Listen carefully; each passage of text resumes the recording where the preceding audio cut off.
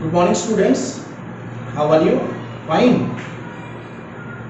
After 16th आपके multiple choice question का paper होगा और उसमें 40 क्वेश्चंस आएंगे मल्टीपल चॉइस क्वेश्चन। किस तरह के क्वेश्चंस आएंगे? Let us discuss. These are some sample of the questions from the chapter number 1. Okay, पहले चैप्टर से कुछ क्वेश्चंस मैंने लिए हैं यहाँ पर, इनको हम डिस्कस करते हैं। और question number 1 is 90 is represented by which of the following one? 90 को हम कैसे रिप्रेजेंट करेंगे? There are some options. अब इन सभी क्वेश्चंस को एक बार देखो, प्रैक्टिस करो, सभी क्वेश्चंस को सेल्फ आंसर दो and then see how many of them are correct. So our first question is 90 is represented by which one of them? A, B, C, D. It's L, X, X, X, L, X, X, X, X, X, C, and L, C. We know very well L is represented by representation of 50. X is representation of 10, and the C is representation of 100. So अगर हमें 90 को represent करना है, so हम कहते हैं कि 90 is 10 less 100. 10 less 100. तो 10 less 100 को कैसे बोला जाएगा? This is 10 less 100. So this is easy. Not by 50, then x x x x. Okay. So इन दोनों में से अगर हमें चॉइस करना, ये भी 90 का रिप्रेजेंटेशन, बट ये नहीं माना जाएगा, आपको ये वाला लेना है. This represents 90.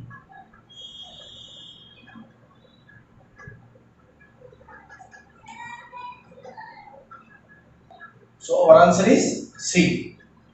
Now the next one is 1 lakh is similar to what? 1 lakh is represented by 1 lakh को हम कैसे रिप्रेजेंट करेंगे? This 1 lakh is represented by 1 followed by 5 zeros. So out of A, B, C, D, which is true? 1 lakh can be written as this. It is considered to be 100, then thousands. So 100 thousands. This will be right. Okay. Now the next one is estimate value of 5673 minus 436 by rounding off to the thousandth. 1000 के लिए rounding करना है इनको. So 5673 को अगर हम round of करते हैं तो इसकी वैल्यू कितनी होती है? 6000. What is this? Its value? Its value will be 6000. हमें इस पे करना क्या है? हमें इसकी राउंड ऑफ वैल्यू निकालनी है 1000 पे. तो राउंड ऑफ वैल्यू कितनी होगी इसकी? 6000. What is the question? Estimate the value of 5673 minus 436. 5673 minus 436 by rounding off to 1000. So let us check the thousands के अंदर अगर हम इसको राउंड ऑफ करते हैं तो इसकी वैल्यू कितनी हो जाएगी हमारे पास? 6000. Clear?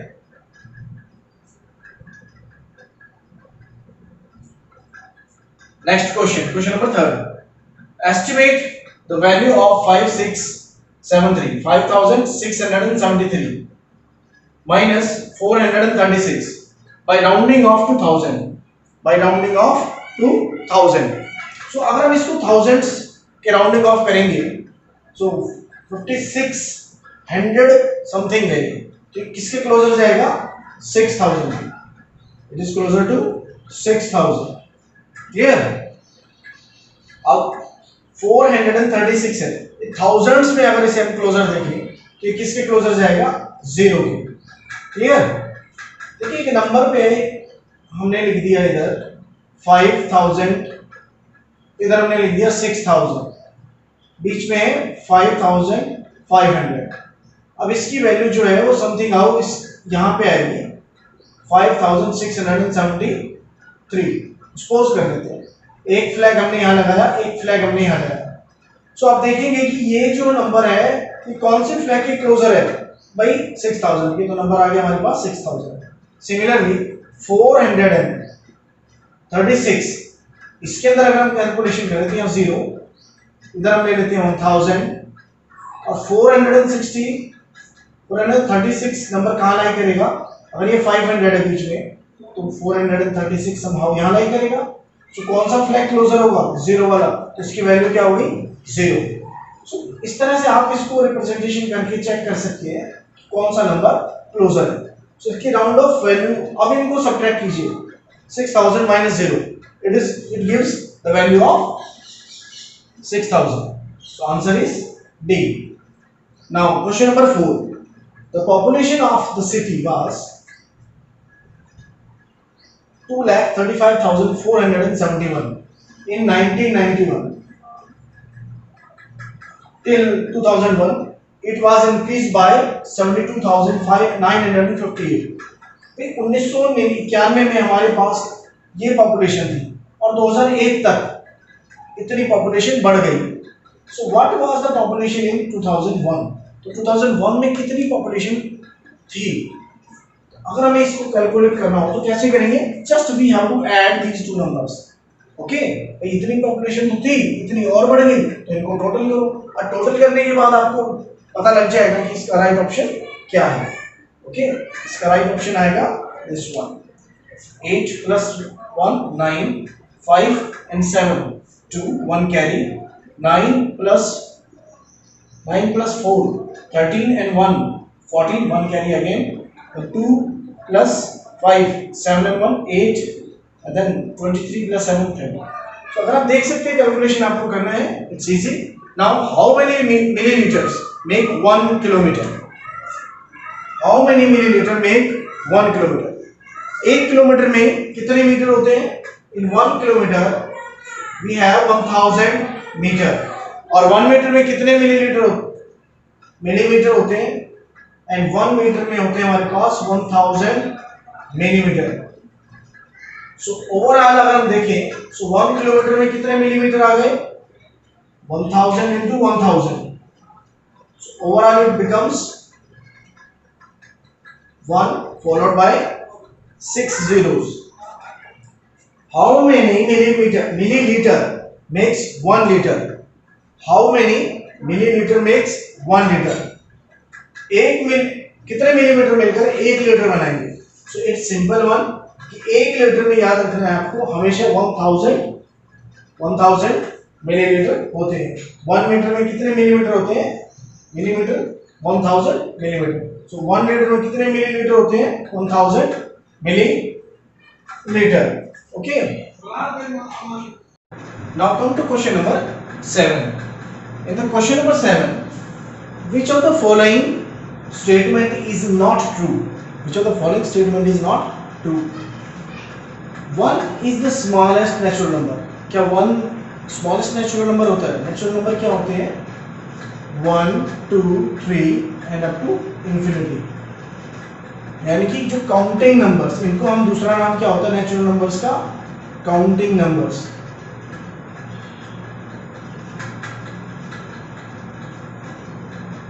Now 0, so it means first one is true, first one तो ठीक है भाई। सेकंड पे देखते हैं, 0 is the smallest whole number. तो क्या 0 स्मॉलेस्ट होल नंबर है? Is that 0 is the smallest whole number? Whole number कौन कौन से होते हैं? 0 प्लस ऑल नेचुरल नंबर्स, यानी 0 के बाद 0 1 2 3 and then so on all up to infinity. तो इट मींस ये भी हमारे पास क्या हो गई? True. Next one, all the natural numbers are whole number. सारे के सारे नेचुरल नंबर होल नंबर होते हैं? यस, ये भी क्या हुई? ट्रू। तो अभी तक तीनों ट्रू आई है। हमसे पूछा गया है विच इज नॉट ट्रू, तो हमें एक्चुअली बताना है विच इज फॉल्स। तो इनमें से फॉल्स कौन सा है? रॉन्ग वन कौन सा है जो बच गया? D. Let us check again, all the whole number are natural numbers. No, it is not true. तो हमारा आंसर क्या हो गया? D1। ओके, सो इसमें पूछा गया था विच इज नॉट ट्रू, इसलिए हमें ये ऑप्शन चूज करना था. Now the next one is the associative property in the whole number is applicable to. Associative property क्या होती है? एसोसिएटिव प्रॉपर्टी आपने पढ़ा होगा. Associative property is a plus b plus c is equal to a plus b plus c for the addition. और multiplication के लिए क्या होता है? a multiply b multiply c is equal to a multiply b multiply c. तो दोनों के दोनों एसोसिएटिव प्रॉपर्टी होती है.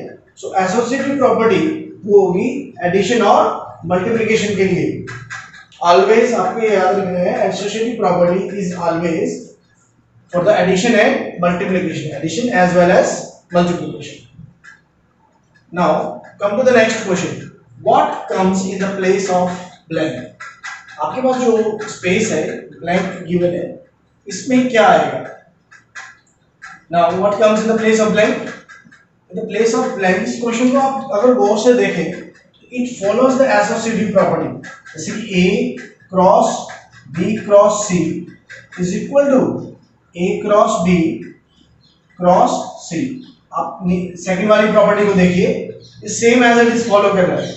So it means it is also the associative property. तो ये किसको फॉलो कर रहा है? एसोसिएटिव प्रॉपर्टी को. अब एसोसिएटिव प्रॉपर्टी है तो इट मींस जो रिजल्ट होगा दोनों साइड क्या होगा? सेम. यहाँ 25 आ चुका है तो 25 हियर, 28 आ चुका है हियर, तो यहाँ जो b आएगा, b is what? It is the 6.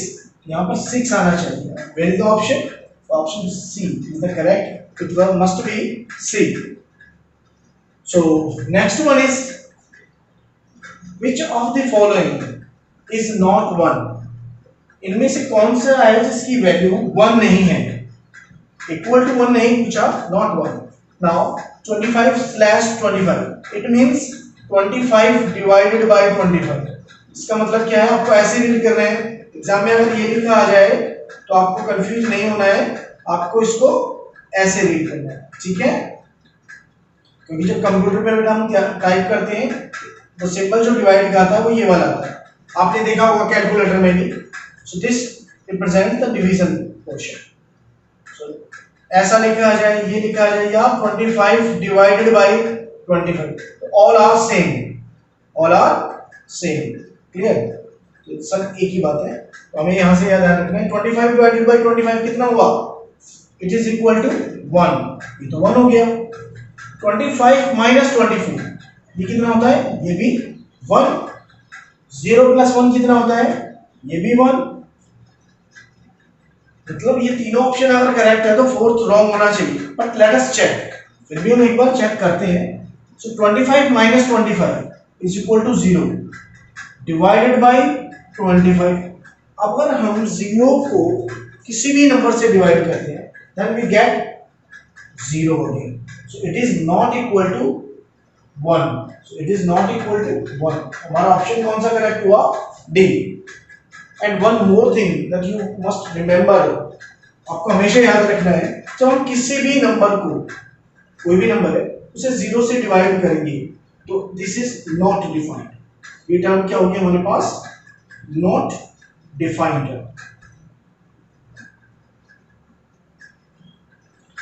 ठीक है? आपने सारे क्वेश्चन किए, ये ऑलमोस्ट फर्स्ट और सेकंड चैप्टर के क्वेश्चंस हैं.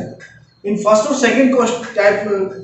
सेकंड चैप्टर के जितने भी क्वेश्चंस हैं, इन क्वेश्चनों में अगर आपको प्रॉब्लम आती है तो आप मेरी डाउट क्लासेस में आएंगे और मुझसे पूछेंगे. वैसे भी आप सभी को डाउट क्लास में आना जरूरी है. It's compulsory. ओके? बिकॉज आपकी छोटी से छोटी अगर बेसिक रह गया तो बेटे आपको फ्यूचर में बहुत प्रॉब्लम होगी.